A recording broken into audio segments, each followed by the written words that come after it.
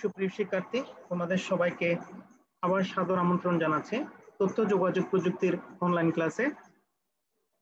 আমরা বিগত ক্লাসগুলোতে বেশ কিছু টপিকস নিয়ে আলোচনা করেছিলাম, সেখানে তোমাদের অনেকগুলো সমস্যা ছিল, আমরা সলভ করার ট্রাই করেছি। আজকে আমরা একটা নতুন টপিকসে যাচ্ছি। আসলে আমরা দুইটা টপিকস করবো আজকে, একটা হচ্ছে বায়ো ইনফরমেটিক্স আর একটা হচ্ছে জেনেটিক ইঞ্জিনিয়ারিং। আজকের ক্লাসটা আমাদের শুধু এই দুটো টপিকস নিয়ে সাজানো হয়েছে।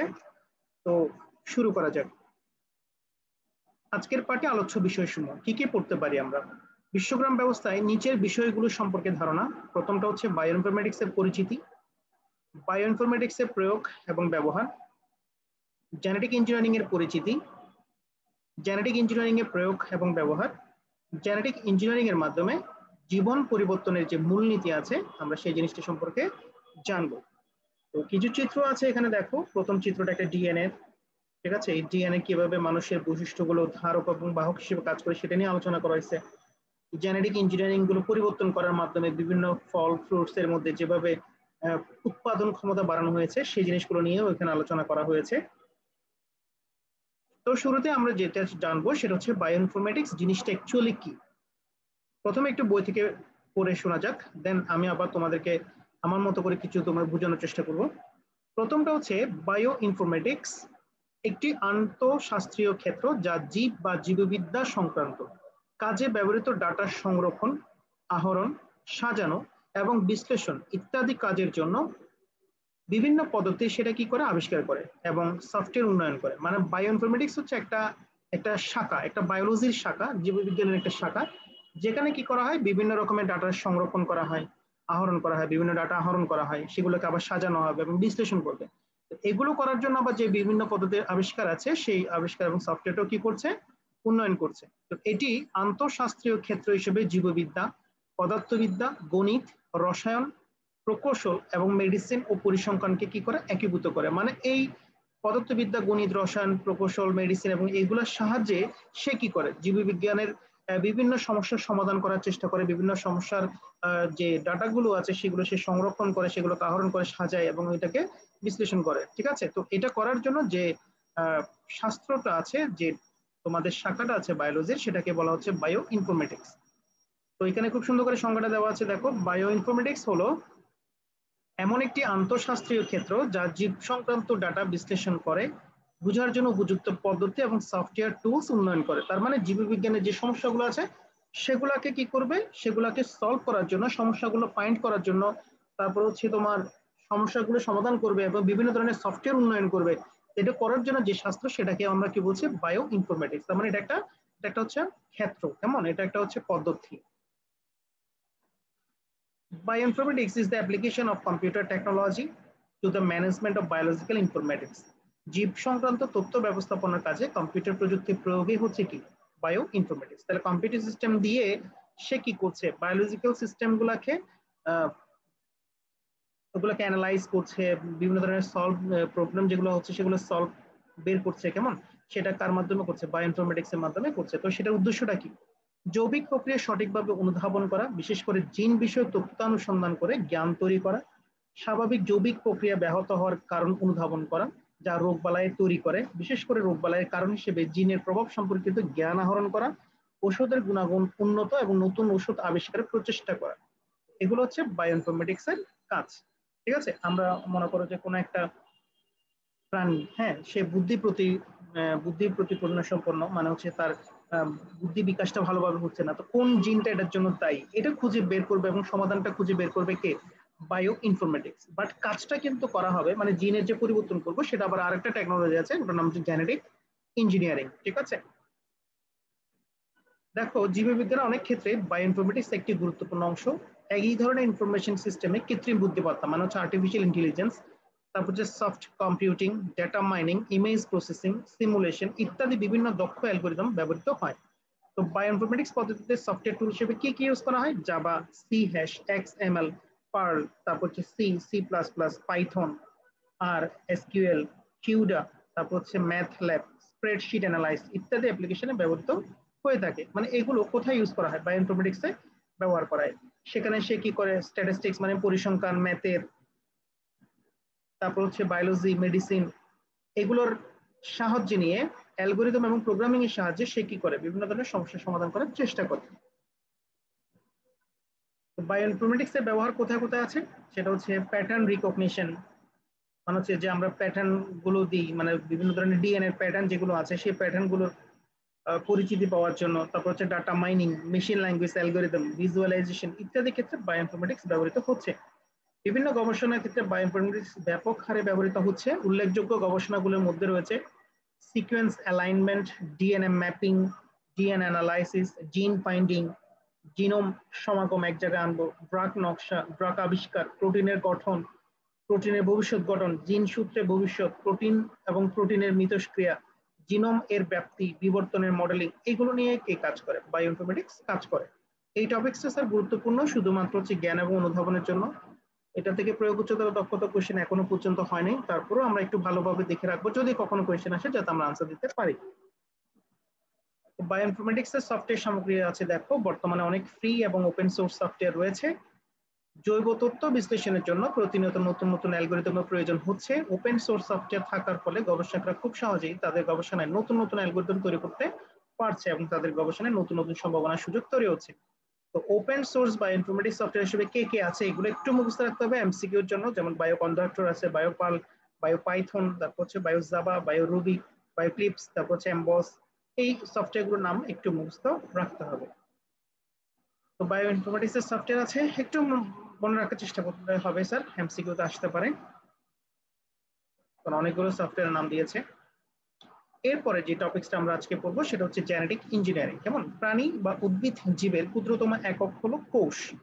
আমাদের শরীরে সবচেয়ে ক্ষুদ্রতম একক হচ্ছে কি, কোষ। সেই কোষের প্রাণকেন্দ্র যেটা থাকে সেটাকে আমরা কি বলছি, নিউক্লিয়াস। আর এই নিউক্লিয়াসের ভিতরে বিশেষ কিছু প্যাঁচানো বস্তু থাকে, আমরা যাকে বলছি কি, ক্রোমোজোম। এই ক্রোমোজোম কি করে, জীবের বিভিন্ন বৈশিষ্ট্য বহন করে থাকে। আমরা সবাই জানি এই জিনিসগুলো, আমরা পড়ে আসছি ক্লাস 9-এ। তো ক্রোমোজোমের মধ্যে আবার চেইনের মতো পেঁচানো কিছু বস্তু থাকে, সেগুলোকে আমরা বলছি ডিএনএ, আর একটা ফুল ফর্ম হচ্ছে ডিঅক্সিরাইবো নিউক্লিক অ্যাসিড বলা হয়। তো এই ডিএনএ অনেক অংশে ভাগ করা থাকে, এক একটি নির্দিষ্ট অংশকে, মানে ডিএনএ যে ছোট ছোট খণ্ডগুলো আছে সেই খণ্ডগুলোকে আমরা বলবো জিন। আর এরকম অনেকগুলো জিন একসাথে আমরা বলবো জিনোম, মানে পূর্ণাঙ্গ জিনকে আমরা বলছি কি, জিনোম। এই জিনের কাজ কি, আমরা যে আমাদের চেহারাটা আমাদের মা বাবার মতো, আমাদের হাঁটা চলাফেরার মতোই কিন্তু আমাদের হাঁটা চলাফেরা, ওনাদের বৈশিষ্ট্যগুলো যে আমাদের বৈশিষ্ট্যের মধ্যে আসছে, বা আমাদের দাদু, মামা, মামি, মামা, দাদু, কাকা, এদের বৈশিষ্ট্যগুলোর মতোই কিন্তু আমাদের বৈশিষ্ট্যগুলো প্রকাশ পাচ্ছে। তো এগুলো কার মাধ্যমে আসতেছে আমাদের শরীরে, সেটা হচ্ছে জিনের মাধ্যমে আসছে। এই যে দেখো, এই যে ডিএনএ গঠনটা, সেই গঠনটা তোমার কিসের, একটা নিউক্লিয়াসের ভিতরে আছে। হ্যাঁ, এই নিউক্লিয়াসটা হচ্ছে কিসের, সেলের ভিতরে। তাহলে এই যে একটা পাতা, সে পাতা থেকে কি নিচ্ছে, সেল নিচ্ছে, সেল থেকে কি পাচ্ছ, ক্রোমোজোম, ক্রোমোজোম থেকে হচ্ছে কি, ক্রোমোজোমের ভিতরে কি থাকে তোমার, এই যে জিন গুলো থাকে, মানে হচ্ছে জিনের মধ্যে হচ্ছে কি থাকে, ডিএনএ থাকে, ডিঅক্সিরাইবো নিউক্লিক অ্যাসিড।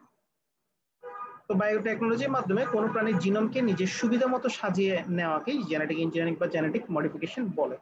জিনোম হলো কোনো জীবের বংশগত বৈশিষ্ট্যের তথ্য। এই যে আমরা ফার্মের মুরগি, আমরা চিকেন গুলো যেগুলো রান্না করে খাচ্ছি, তো সেই যে চিকেন গুলোকে বা ফার্মের মুরগিগুলোকে জেনেটিক ইঞ্জিনিয়ারিং এর মাধ্যমে কিন্তু কি করা হয়েছে, মানে এগুলোকে অনেক বেশি করে রূপদান দেওয়া হচ্ছে, মানে একটা হচ্ছে ফলনটা, যে ওদের যে ইয়েটা, মানে বৃদ্ধিটা, সেটা কিন্তু জেনেটিক ইঞ্জিনিয়ারিং এর মাধ্যমে হচ্ছে। একদম আজকে থেকে 20-25 বছর আগের কথা যদি বলি, তখন তো ফার্মের মুরগির প্রচলন তেমন একটা বাংলাদেশে ছিল না, উন্নত বিশ্বে একটু একটু ছিল। তখন মুরগির মাংসের চাহিদাটা দেশি মুরগির উপরে নির্ভরশীল ছিল। তো যাদের ভালো পয়সা আছে, যাদের দেশি মুরগি পালন করছে, শুধুমাত্র তারাই খেতে পারতো, সাধারণ মানুষ খেতে পারছিল না। ঠিক আছে, স্টিল বর্তমান সময়ে এই যে এখন হচ্ছে অক্টোবর মাস, এই অক্টোবর মাসেও সবজির দাম যেভাবে বেশি, মুরগির দাম কিন্তু।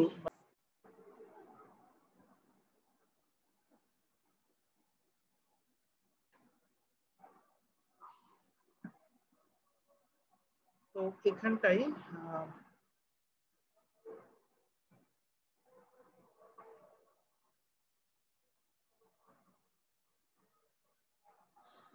আচ্ছা, তো যেটা বলছিলাম,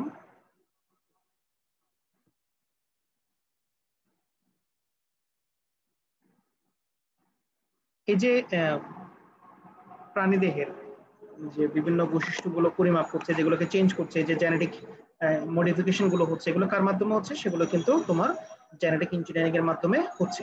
ঠিক আছে, তো এটা একটু মাথায় রাখতে হবে স্যার।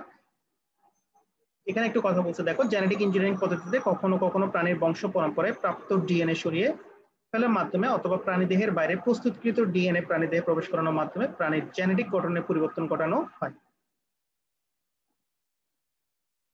জেনেটিক ইঞ্জিনিয়ারিং এর প্রয়োগ বা ব্যবহার, তো চিকিৎসা, গবেষণা, শিল্প এবং কৃষি সহ অন্যান্য ক্ষেত্রে জেনেটিক ইঞ্জিনিয়ারিং এর ব্যাপক প্রয়োগ রয়েছে। জেনেটিক ইঞ্জিনিয়ারিং এর মাধ্যমে আমরা কি ইনসুলিন তৈরি করছি, হিউম্যান গ্রোথ হরমোন, তারপর হচ্ছে কলেস্টিন, হিউম্যান অ্যালবুমিন, ভ্যাকসিন এবং অনেক প্রকার ওষুধ উৎপাদন করা হয়। জেনেটিক ইঞ্জিনিয়ারিং পদ্ধতি ব্যবহার করে আণুবীক্ষণিক জীব যেমন ব্যাকটেরিয়া, ইস্ট অথবা ইনসেক্ট, ম্যামালিয়ান সেল ইত্যাদি থেকে বাণিজ্যিকভাবে প্রয়োজনীয় প্রোটিন উৎপাদন করা হয়। তবে জেনেটিক ইঞ্জিনিয়ারিং মূলত কৃষিকে ঘিরে বেশি পরিচালিত হচ্ছে। যে শস্য উৎপাদনগুলো সেগুলো জেনেটিক ইঞ্জিনিয়ারিং মাধ্যমে হচ্ছে, যেখানে আগে প্রাকৃতিক ব্যবস্থার উপরে মানুষকে নির্ভর করতে হতো, এখন অনেকটা সেটা কাটায় ওঠা হয়েছে। কেমন ধানের ফলন, আগে মনে করো কম বৃষ্টি হলে ধান ভালোভাবে ফলন হচ্ছে না, বাট জেনেটিক ইঞ্জিনিয়ারিং এর মাধ্যমে ধানের বীজ উৎপাদন করা হয়েছে ওভাবে যাতে সে সহ্য করতে পারে, মানে খরা সহ্য করতে পারে, প্রাকৃতিক দুর্যোগগুলো সহ্য করতে পারে। এগুলা করে কি করতে হচ্ছে? ফলনটা বৃদ্ধি করা হচ্ছে। ঠিক আছে, এটা কার মাধ্যমে হচ্ছে? জেনেটিক ইঞ্জিনিয়ারিং এর মাধ্যমে হচ্ছে। পরিবেশে বিভিন্ন ধরনের হুমকি থেকে শস্যকে রক্ষা করা, শস্য থেকে সম্পূর্ণ নতুন উৎপাদন করা, শস্যের গুণগত মান বৃদ্ধি করা এবং শস্যের বৃদ্ধি ত্বরান্বিত করা ও রোগ প্রতিরোধ ক্ষমতা বাড়ানো। ঠিক আছে, তো কিভাবে এটাকে চেঞ্জ করা হয়? সব যে জিনটা আমরা চেঞ্জ করবো জেনেটিক ইঞ্জিনিয়ারিং এর মাধ্যমে, সেই জিনটাকে জীবের মধ্যে বৈশিষ্ট্য করা হবে, তাকে আলাদা করা হবে।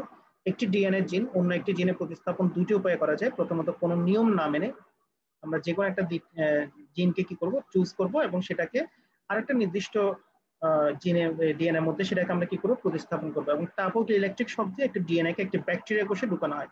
ওই ব্যাকটেরিয়া কোষের মধ্যে সেটা কি হবে? তোমার আস্তে আস্তে ধাপে ধাপে ওটা তোমার বড় হবে এবং বিভিন্ন প্রাণীতে ডিএনএ সময় সাধারণত মাইক্রো ইনজেকশনের মাধ্যমে প্রাণী কোষের নিউক্লিয়াসে প্রবেশ করানো হয়। যে ডিএনএ নতুন জিনকে তৈরি করবে তাকে একটি ব্যাকটেরিয়াতে রূপান্তর করা হয়। অতঃপর সেই ব্যাকটেরিয়া উদ্ভিদের মধ্যে এক ধরনের টিউমার তৈরি করবে এবং তা থেকে প্রাকৃতিকভাবে নতুন জিএমও মানে হচ্ছে জেনেটিক্যালি মডিফাইড অর্গাজম তৈরি হবে। এটার এভাবেই কিন্তু কি করা হয়? একটা জিনের মধ্যে বৈশিষ্ট্যগুলো পরিবর্তন করা হয়। তো জেনেটিক ইঞ্জিনিয়ারিং এর কিছু প্রযুক্তি প্রয়োগের কথা এখানে বলা হয়েছে। দেখো, জেনেটিক ইঞ্জিনিয়ারিং এ ব্যবহৃত বায়োইনফরমেটিক্স তৈরিতে তথ্য যোগাযোগ প্রযুক্তি ব্যবহৃত হয়। জেনেটিক ইঞ্জিনিয়ারিং গবেষণার তথ্য এবং ফলাফল গবেষকদের মধ্যে আদান প্রদান ও মত বিনিময়ের জন্য ইন্টারনেট ব্যবহৃত হয়। বিভিন্ন প্রাণীর জিনের তথ্য এবং এই সংক্রান্ত বিভিন্ন গবেষণার ফলাফল সংরক্ষণ করার জন্য ডাটাবেস ব্যবহৃত হয়। এই প্রক্রিয়া বিভিন্ন ধাপে কম্পিউটার নিয়ন্ত্রিত বিশেষ জটিল সিস্টেম ব্যবহৃত হয়। জেনেটিক ইঞ্জিনিয়ারিং প্রক্রিয়া নিয়ে গবেষণার জন্য কম্পিউটার সিমুলেশন ব্যবহৃত হতে পারে। তো এই ছিল তোমাদের আজকের টপিকস।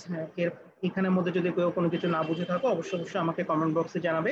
আমি তোমাদের সকল প্রশ্নের উত্তর দেওয়ার জন্য প্রস্তুত থাকবো। ঠিক আছে, তো ভালো থেকো, সুস্থ থেকো সবাই। আগামী ক্লাসে আমন্ত্রণ জানিয়ে এখানে শেষ করছি। ধন্যবাদ সবাইকে।